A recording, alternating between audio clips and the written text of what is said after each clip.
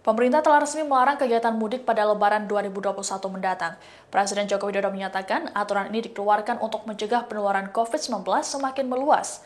Hal ini juga berkaca pada tren kasus peningkatan harian COVID-19 pada Idul Fitri tahun 2020 lalu.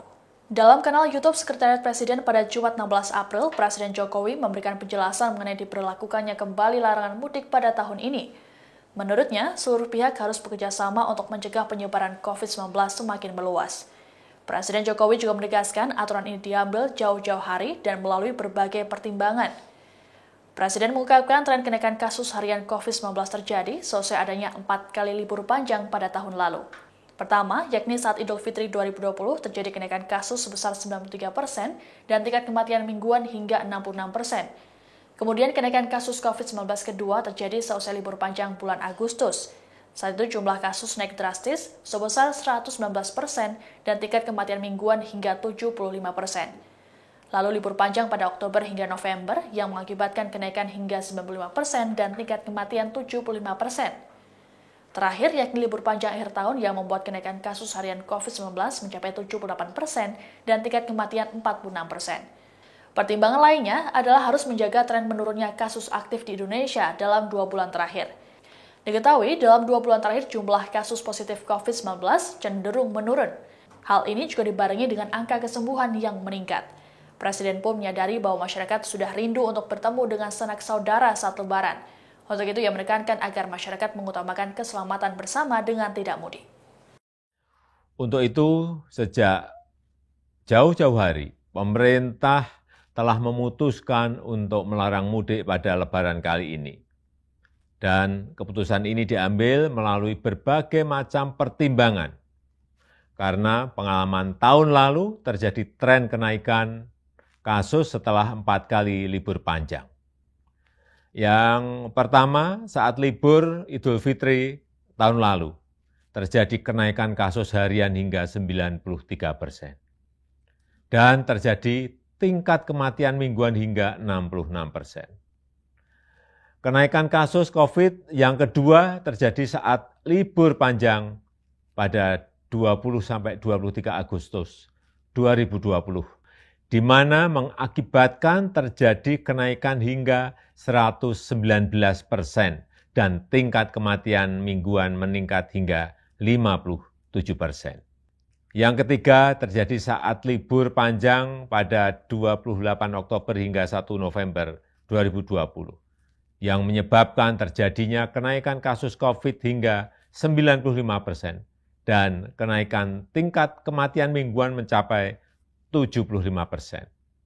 Dan terakhir yang keempat, terjadi kenaikan saat libur di akhir tahun 24 Desember 2020 sampai dengan 3 Januari 2021, mengakibatkan kenaikan jumlah kasus harian mencapai 78% dan kenaikan tingkat kematian mingguan hingga 46%. Pertimbangan lainnya adalah kita harus menjaga tren menurunnya kasus aktif di Indonesia dalam 2 bulan terakhir ini. Menurun dari 176.672 kasus pada 5 Februari 2021, dan pada 15 April 2021 menjadi 108.032 kasus. Penambahan kasus harian juga sudah relatif menurun.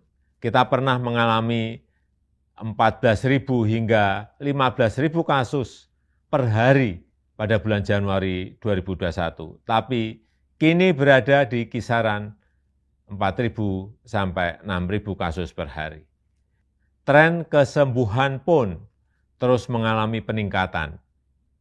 Bila pada 1 Maret 2021 sebanyak 1.151.915 orang yang sembuh atau 85,88% dari total kasus, maka di 15 April 2021 meningkat menjadi 1.438.254 pasien sembuh atau telah mencapai 90,5% sembuh dari total kasus Oleh karena itu kita harus betul-betul menjaga bersama momentum yang sangat baik.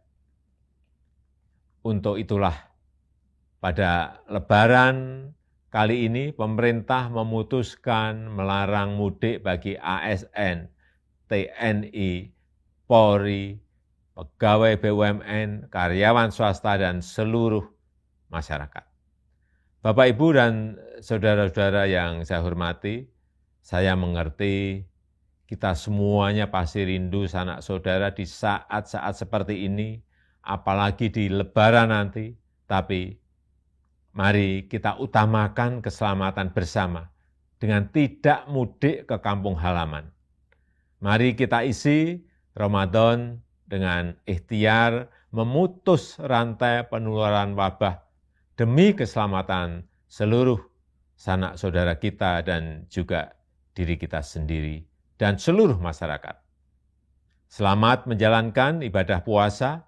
Semoga Allah Subhanahu wa Ta'ala meridhoi kita dan memberkahi bangsa Indonesia.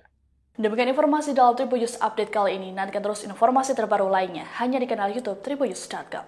Terima kasih sudah nonton. Jangan lupa like, subscribe, dan share ya.